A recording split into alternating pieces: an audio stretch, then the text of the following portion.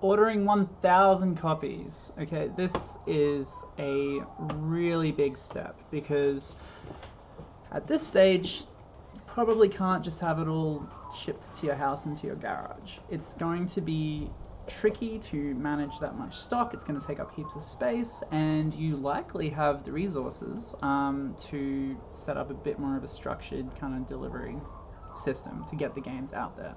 Of course, totally possible to do it at home by yourself, but if you have the demand to make this many, then you don't want to get swamped by all of your time ending up being taken just getting them out the door. So there's going to be two steps to this video. The first is like how the process of ordering 1,000 copies, like what, who, where, how, when, why. And two is going to be how do you get them around the world. So yes, so the first one is, what was it? Okay, where? So this is the stage where you're going to want to go through one of the bigger manufacturers. So don't use GameCrafter or Boardgames Maker, because that's not going to, it will be more expensive than it needs to be. So this will likely, for a small card game, cost about $8,000. That's, depending on the scale of your game, that might be US or it could be Australian. If you're in Australia, it might not be, but yeah, between like 5 and 8,000 for a small card game, obviously more, using the prior calculations from previous nodes.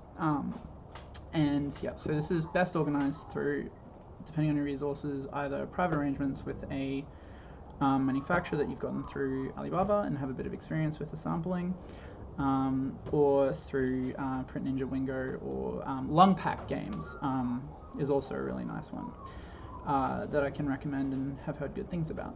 So yep, manufacturing those, and that includes the shipping as well, that costing that I was talking about. And in terms of the shipping, it is worth thinking about setting up a distribution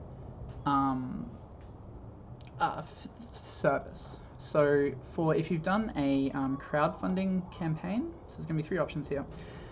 If you've done a crowdfunding campaign, generally you'll see on a lot of them services like Quartermaster or other distribution services around the world, Quartermaster Logistics, who will take 5% of the funds, and then but they will link you. You just ship all your stuff to them, and then they send it out around the world based on the backer information that you've got. So if you're doing something that's more like a private institution, organization funded endeavor, then it will be different. But you could even seek out assistance in setting up some kind of centralized shipping solution. That's what I would recommend.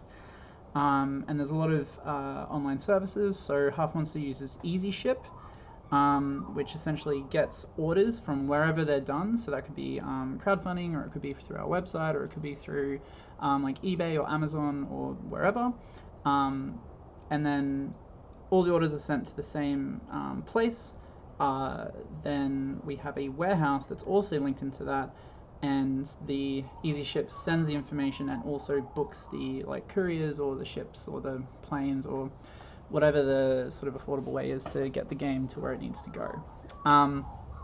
This is maybe not the point at which you will want to be doing regional warehouse distribution, because each warehouse around the world might cost, depending on what deals you can find, about $500 US per month.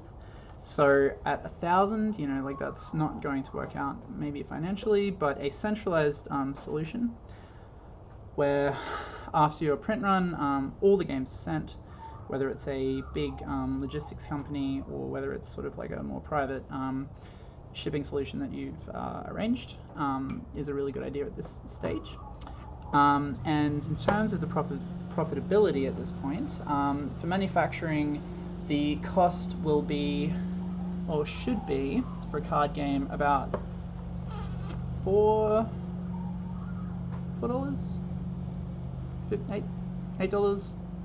US per copy, including shipping to wherever you're getting it to, and then the customers are obviously paying the shipping. So and then depending on your depending on your sale price, that's actually quite good. And the other good thing is that with retailers, from that central shipping point, you can actually just link retailer orders into your system and then send them out in bulk. And that might sort of be a little bit more expensive than just importing them all into a central location, but it does mean that you can engage retailers and other distributors around the world. It's Australian summer, so sorry I'm all sweaty. But yeah, so anyway, those are my general recommendations for this stage. Please, any questions and comments, questions and feedback, put them in the comments. And yeah, as ever, good luck.